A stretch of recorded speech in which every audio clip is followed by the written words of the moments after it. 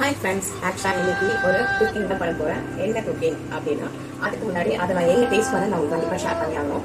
ஆக்சுவலாக நான் ஃபேமிலியோட ஒரு 2 வீக்ஸ் பேக் வந்து அம்மன் மெஸ்ன்னு சொல்லிட்டு இந்த அண்ணா நகரில் இருக்குது இல்லையா, ஸோ அங்கே போய் எங்கள் ஃபேமிலியோட சாப்பாடுலாம் சாப்பிட்டோம். அங்கே வந்து ஜப்பான் சிக்கன் ஒன்று நம்ம ஆர்டர் பண்ணியிருந்தோம் வித் பரோட்டா.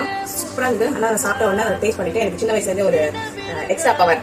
அது எப்படின்னா, சாப்பிட்டுட்டு அதில் என்ன நான் இன்க்ரீடியன்ஸ் கொடுத்தோம் ஓரளவுக்கு நான் வந்து கண்டுபிடிச்சிருவேன். அப்போ எங்கள் நாத்தனார் கேட்கல, இல்லை என்ன நம்ம போட்டிருப்பாங்க அப்படின்னு கேட்டாங்க. நான் சொன்னேன், அதிகமாக மைதா மாவில் ஏதாவது கொஞ்சம் லைட்டாக பேப்பர் போட்டு ஊற வச்சு சிக்கனை அதுக்கப்புறம் ஃப்ரை பண்ணி தனியாக எடுத்துட்டு கண்டிப்பாக இதில் பாலும் கேஷ்யூவும் ஆட் பண்ணியிருக்காங்கன்னு சொன்னேன். அதுக்கப்புறம் சரின்னு சொல்லிட்டு நம்ம வீட்டுக்கு வந்து ட்ரை பண்ணலாம். எப்பவுமே நான் எங்கேயாவது வெளியே சாப்பிட்டேன்னா வீட்டில் வந்து அந்த டேஸ்ட்டை வச்சு ஓரளவுக்கு என்னோட ஸ்டைலில் நான் வந்து சமைப்பேன். ஸோ அது மாதிரி தான் நான் எனக்கு சமைக்க போகிறேன். சமைச்சிட்டு அப்படியே நம்ம ஒரு வீடியோ எடுத்து அவங்களுக்கும் போஸ்ட் பண்ணலாம். உங்கள் நம்ம ஃப்ரெண்ட்ஸ்லாம் அவங்களும் வந்து இந்த எல்லாம் பார்த்துட்டு இதே மாதிரி பண்ணுவாங்கல்ல. எப்பவுமே நம்ம கொண்டு போக முடியாது, எப்பயாவது நம்ம வீட்டில் செஞ்சு சாப்பிட்டுப்பாங்க. ஸோ அதுதான் இந்த வீடியோ.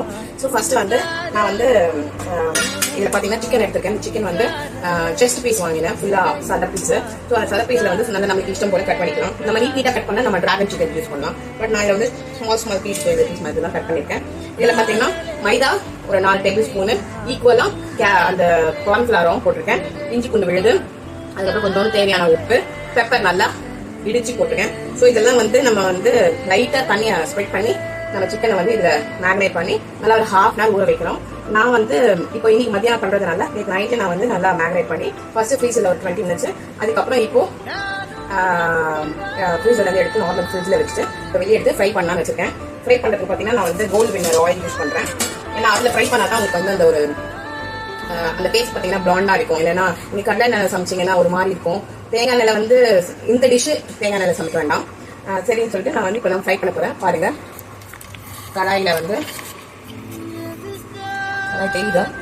இங்கே இல்லை, இதான் இந்த கடாயில் வந்து ஆயில் ஊற்றி நல்லா சிம்மில் வச்சுருக்கேன். பாருங்கள், ஃபர்ஸ்ட் கொஞ்சோண்டு எடுத்து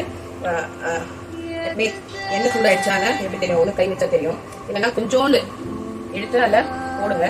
அப்போ பபிள்ஸ் வந்துச்சுன்னா இப்போ அந்த ஆயில் வந்து ஹீட் ஆகிட்டுன்னு அர்த்தம். ஓகேவா?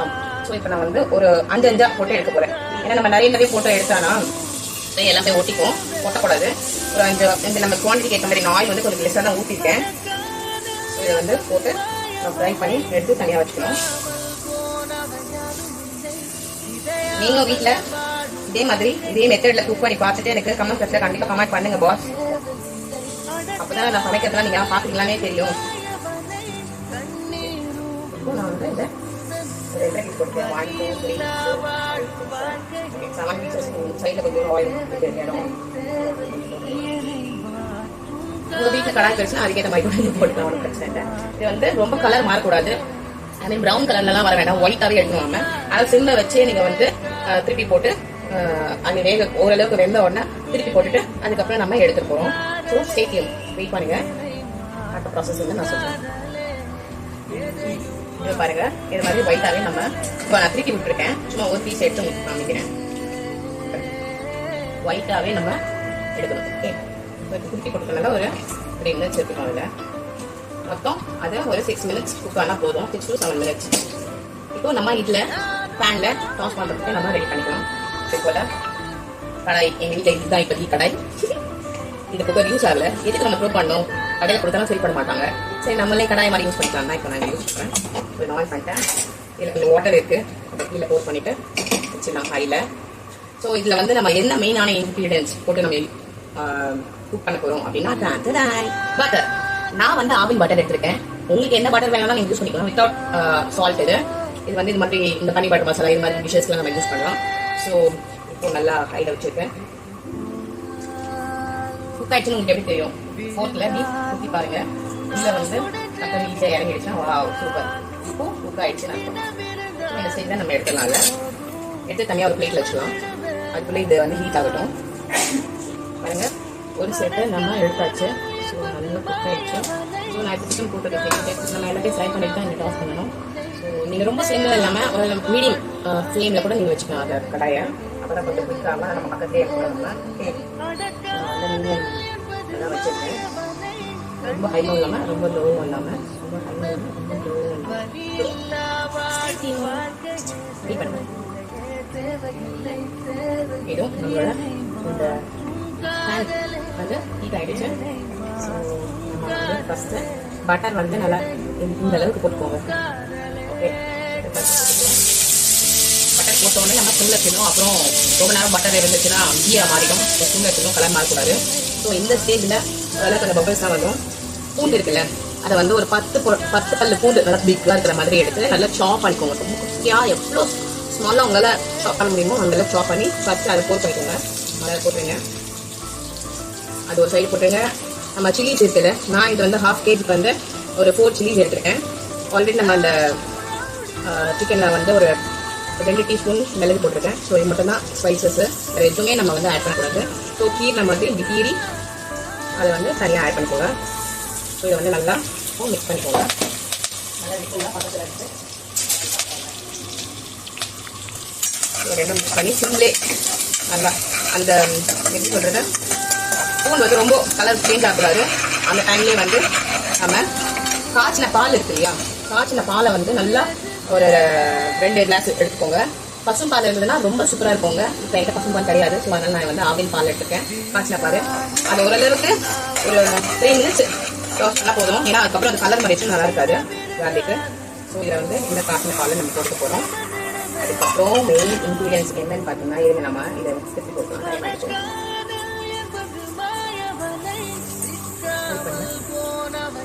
காய்ச்சின பால் போட்ட உடனே சிம்மில் வச்சுடுங்க. இப்படி கொஞ்சம் அப்படியே கிளறி விட்டுட்டே இருங்க. இதில் பார்த்தீங்கன்னா கொஞ்சோண்டு தேவையான அளவுக்கு உப்பு போடுங்க. ஒரு 1/2 டீஸ்பூன் போட்டுக்கோங்களேன். ஓகே, இது ஒரு மெயின் இன்க்ரீடியன்ஸ் இருக்குது, அது நான் உங்களுக்கு லாஸ்ட்டாக சொல்கிறேன். அதுக்கப்புறம் நம்ம என்ன ஆட் பண்ணோம்னா கேஷ்யூ வந்து ஒரு 10லேருந்து 12 கேஷ்யூஸ் வந்து எடுத்து இது மாதிரி அரைச்சி வச்சுக்கோங்க. நல்லா லிக்விட் பேஸ்ட் மாதிரி அரைச்சிக்கோங்க. அந்த பால் இருக்குல்ல, பாலே கொஞ்சம் போட்டு தண்ணி போடாமல் பால் மட்டும் போட்டு நல்லா இது மாதிரி பேஸ்ட்டாக அரைச்சி வச்சுக்கோங்க. அதையும் இல்லை போட்டுடுங்க, சிம்லே இருக்கட்டும். இப்போ இந்த பாக்கெட்டில் கொஞ்சம் இருக்கு. ஸோ இதில் வந்து உங்ககிட்ட பேலன்ஸ் பால் இருந்ததுன்னா அதில் மிக்ஸ் பண்ணி ஊற்றுங்க. என்கிட்ட இல்லை, அதனால் லைட்டாக தண்ணி ஊற்றுறேன். ஓகே, லைட்டாக தண்ணி ஊற்றி இதை ஃபுல்லாக நல்லா வழிச்சுட்டு அதை போட்டுவேன். ஆக்சுவலாக நான் இப்போ ஒன்று கண்டுபிடிச்சேன். நம்ம வந்து இந்த கேஷ்யூ அரைக்கும் போது ட்ரையாகவே நீங்கள் அரைச்சிட்டு அப்புறம் நீங்கள் ஆட் பண்ணதுக்கப்புறம் நீங்கள் வந்து பால் ஊற்றலாம். ஏன் தெரியுமா, நம்ம இப்போ லிக்விடாக அரைச்சா வழிச்சு ஊற்றுறதுக்குள்ள ரொம்ப கஷ்டமாக இருக்குது.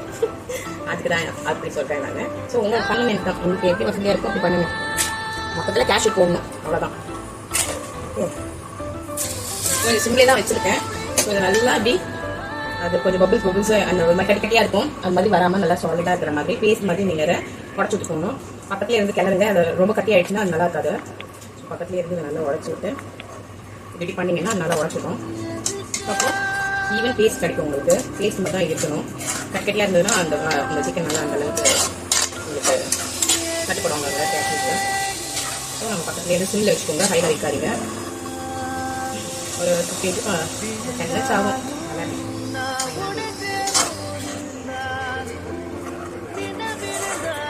இதில் இன்னொரு ஐட்டம் போடணும், அது நம்ம இப்போவே ஆட் பண்ணிடலாம். அப்போ தான் மிக்ஸ் ஆகிறது நல்லா இருக்கும். என்ன அப்படின்னா, நம்மளோட ஸ்வீட்டாக இருக்கிறது அது என்ன போடுவோம், சுகர். அது 2 டேபிள் ஸ்பூன் போட்டுக்கோங்க. டீஸ்பூன் நான் பாருங்க எந்த அளவுக்கு தான் எடுத்துருக்கேன். இந்த அளவுக்கு போட்டால் போதுங்க. எல்லாம் ரொம்ப ஸ்வீட்டாக இருக்கும், சீக்கிரம் சாப்பிட மாட்டாங்க. ஸோ 1 அவ்வளோதான். வேணும்னா உங்களுக்கு கடைசியாக ஆட் பண்ணிக்கணும். அதுவும் இதை மிக்ஸ் பண்ணி இந்த இன்னொரு ஐட்டம் போடலாம் இருக்கும். அது இன்னும் டேஸ்ட் நல்லா செமையாக இருக்கும். என்னோட ரெகுலர் சீக்ரெட் ஐட்டம் என்னது கடைசியில் கமிப்பேன். அது போடலாமா எனக்கு தெரியல, பட் இந்த மாதிரி டிஷ்ஷஸ் எல்லாம் அது போட்டோம்னா ரொம்ப டேஸ்ட்டாக இருக்குங்க.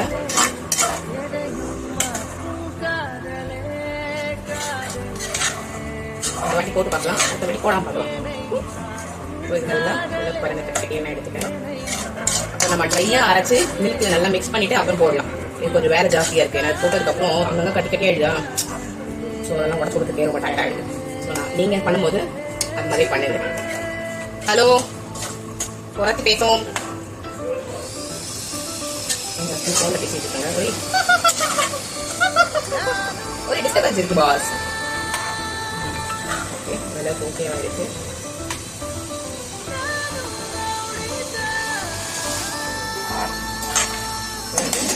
கொஞ்சம் க்ரீமியாக ஆகணும். தண்ணியாக இருக்கு இல்லையா, இப்படி இருக்கு இல்லையா, இது திக் ஆகணும். அதனால் சிம்லே இருந்து ஃபுல்லாக நல்லா கிளறி விட்டுட்டே இருங்க. ஒரு 5 to 7 minutes வைங்களேன். நல்லா ஒரு திக் ஆகிடும்.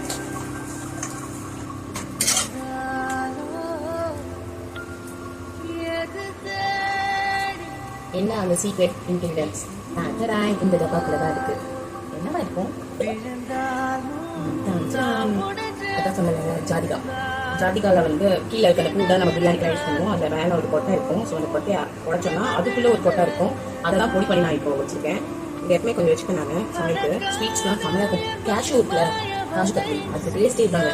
ஸோ நல்லா ஒரு 2 கிட்டே ரொம்ப போட்டுறாதீங்க, தூக்கம் வரும். ஒரு 2 கிட்டே போட்டால் போடுங்க. செம்ம டேஸ்ட்டு, செம்ம வாசனையாக இருக்கும். அப்புறம் ஆல்ரெடி நம்ம 2 டேபிள் ஸ்பூன் இந்த அளவுக்கு தான் போட்டேன், டீஸ்பூனு. ஸோ நம்ம வந்து இதில் வந்து ஒரு 1/2 டீஸ்பூன் மாதிரி போயிடுவேன். இந்த மிளகு பார்த்தீங்கன்னா நான் வீட்லேயே அரைச்சதில்லை. நீங்களும் வீட்லேயே அரைங்க. கடையில் வந்து உங்களுக்கு அந்த டேஸ்ட்டும் இருக்காது, ஃப்ரெஷ்னஸும் இருக்காது. இது வந்து ஆயில் போடாமல் வித்தவுட் ஆயிலில் வந்து நம்ம வந்து லைட்டாக ஒரு 3 மினிட்ஸ் நல்லா சிம்மில் வச்சு நல்லா வதக்கிட்டு நல்லா அப்புறம் காய வச்சு பொடி பண்ணுறது தான் இந்த மிளகுக்கு வந்து செம்ம டேஸ்ட்டாக செம்ம வாசனையாக இருக்கும். ஸோ இது மாதிரி நீங்கள் வீட்டில் ட்ரை பண்ணுங்கள். பேக்கெட் வாங்குறீங்கன்னா அந்த உங்களுக்கு அந்த டேஸ்ட்டும் கிடைக்காது, ஃப்ரெஷ்னஸும் கிடைக்காது. ஓகே, இப்போ இது நல்லா திக்காகுது. எப்படின்னா பபிள்ஸ் வருது. பபிள்ஸ் வரும்போது இப்படி இதெல்லாம் மிக்ஸ் பண்ணி வச்சுக்கோங்க. நல்லா க்ரீமியாக ஆகுது. ஃபஸ்ட்டு எவ்வளோ தண்ணியாக இருக்குது இப்போ கொஞ்சம் க்ரீமியாக அப்படி மேலே இதுதான் பார்த்தோம். இப்படி நம்ம இப்படி எடுத்து விடும்போது அப்படியே மேலே இந்த ஜீரா நல்லா திக்காச்சுன்னா ஒரு பதம் ஒரு மேலே போய் ஊற்றிக்குமே. ஸோ அந்த பதம் வந்து நம்ம சிக்கன் ஆட் பண்ணிடுவோம். ஆட் பண்ணிட்டு சொல்கிறேன் உங்களுக்கு. இது மாதிரி ஒரு கலந்து மாற்றிக்கோங்க. அப்போ தான் நீங்கள் ஆயில் வந்து நல்லா வடி தட்டிட்டு அப்புறம் நம்ம சிக்கனை யூஸ் பண்ண முடியும். நல்லா பயங்கர ஆயிலியாக இருக்கும். அது சொல்லிட்டு இருக்குது. நான் ஆயில் பண்ணேன். வெயிட் பண்ணுங்கள். பாருங்கள் நல்லா க்ரீமியாக ஆகிடுச்சு. ஓகே, நான் என்னடா அது ஒரு கிணத்துல எடுக்கிறாங்க, இதியாக இருக்குது. இது வந்து எங்கள் நாட்டில் இருக்குங்க. அவங்க நான்வெஜ் சாப்பிட்றதுல அவங்க பையனுக்கு உடம்பு கொடுத்தாங்க, நான்வெஜ்ஜை விட்டுட்டாங்க. ஸோ இந்த மசாலா மட்டும் வெளியே நான் எடுத்து வச்சுக்கணும். அவங்க பன்னீர் மஷ்ரூம்லாம் சாப்பிடுவாங்க வெஜிடேரியனில். ஸோ அது மாதிரி நம்ம வந்து அதை வந்து சும்மா டாஸ் பண்ணி பட்டரில் ஃப்ரை பண்ணி நம்ம இதில் ஆட் பண்ணிடலாம். அவ்வளோதான் வெஜிடேரியனில். ஓகே, ஸோ அதுக்கு நான் கொஞ்சம் ஒன்று அவங்களுக்காக எடுத்து வச்சுருக்கேன்.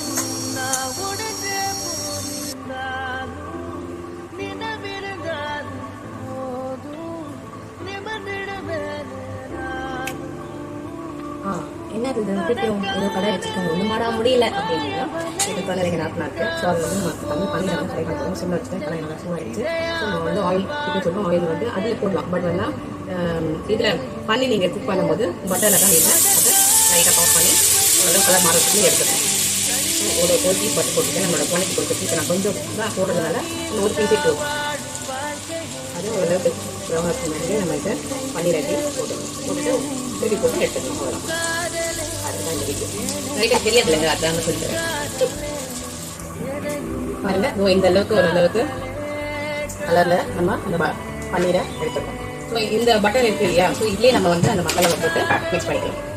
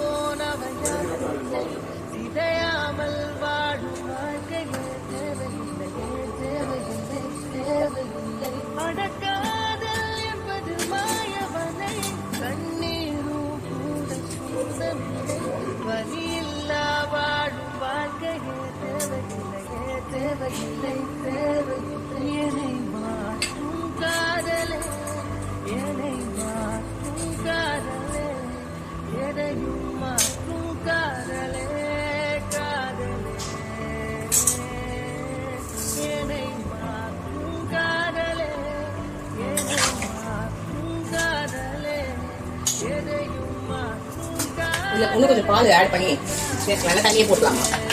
இல்லை அந்த கிரேவியை வரணும்னா பால் போட்டோம்.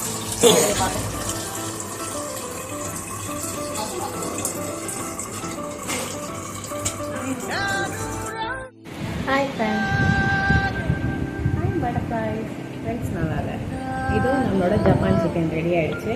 பாருங்கள், பார்க்கறதுக்கு எவ்வளோ டெலிஷியஸாக இருக்குது. வாய் ஊறுது, பயங்கர டெம்ட்டாக இருக்குது. அதனால் மார்னிங் எதுவும் பிரேக்ஃபாஸ்ட்டு சாப்பிடல. ஸோ நான் இப்போ ட்ரை பண்ண போகிறேன். சப்பாத்தி வித் ஜப்பான் என்னோட ஸ்டைலில் சிக்கன். ஸோ சப்பாத்தி நல்லா சாஃப்டாக இருக்குது. வந்து நாங்கள் டிமார்ட்டில் கோதுமை வாங்கி அரைச்சதுங்க. நீங்கள் கூட வாங்கி அரைச்சி சமைச்சு சாப்பிட்டோம்னா நல்லா டேஸ்ட்டாக இருக்கும், சாஃப்டாக இருக்கும். ஸோ நான் சிக்கனை எடுத்துட்டேன், சப்பாத்தியில் ரோல் பண்ணிட்டேன். இப்போது வாயில் போட போகிறேன். இதெல்லாம் சொல்கிறாங்க, ரொம்ப டேஸ்ட்டாக இருக்குது. நீங்களும் இதே மெத்தடில் வீட்டில் குக் பண்ணி நல்லா வயிற்றுலாம் சாப்பிடுங்க. ஃபேமிலியோட ஃப்ரெண்ட்ஸோட கூட சாப்பிடுங்க. செம்ம டேஸ்ட்டாக இருக்குங்க. நம்மளாலையும் வீட்டில் பண்ண முடியும். எப்போயாவது ஓட்டி போகலாம், எப்பவுமே ஓட்டி போக முடியல, நம்ம நிறைய குவான்டிட்டியில் சாப்பிடணும் அப்படின்னா வீட்டில் பண்ணுங்கள். எப்பவுமே செம்ம டேஸ்ட்டாக இருக்குது. நீங்களும் மறக்காமல் இதே மாதிரி இந்த ஸ்டைலில் செஞ்சு பார்த்துட்டு எப்படி இருந்ததுன்னு எனக்கு கமெண்ட் பாக்ஸில் கமெண்ட் பண்ணுங்கள். தேங்க்யூ, பாய். ஆக்சுவலாக இதில் இன்னும் ஒரு டிப்ஸை சொல்ல மறந்துட்டேன். இது இன்னும் கொஞ்சம் நல்லா கிரேவியாக உங்களுக்கு வேணும் அப்படின்னு நீங்கள் நினச்சிங்கன்னா, ஆனியன் இருக்குல்ல, 2 ஆனியனை வந்து நல்லா லைட்டாக சிம்மில் வச்சு நல்லா வதக்கிட்டு அதுக்கப்புறம் அரைச்சி இந்த கிரேவியில் நீங்கள் மிக்ஸ் பண்ணிங்கன்னா நல்ல ஒரு கிரேவி உங்களுக்கு கிடைக்கும். அதுதான் சொல்லணும்னு நினச்சேன், அதான் சொன்னேன். நான் இப்போ ட்ரை பண்ணல, நெக்ஸ்ட் டைம் ட்ரை பண்ணுவேன். நீங்கள் ட்ரை பண்ணுங்கள் அந்த கிரேவி வரணுன்னா. Okay, thank you.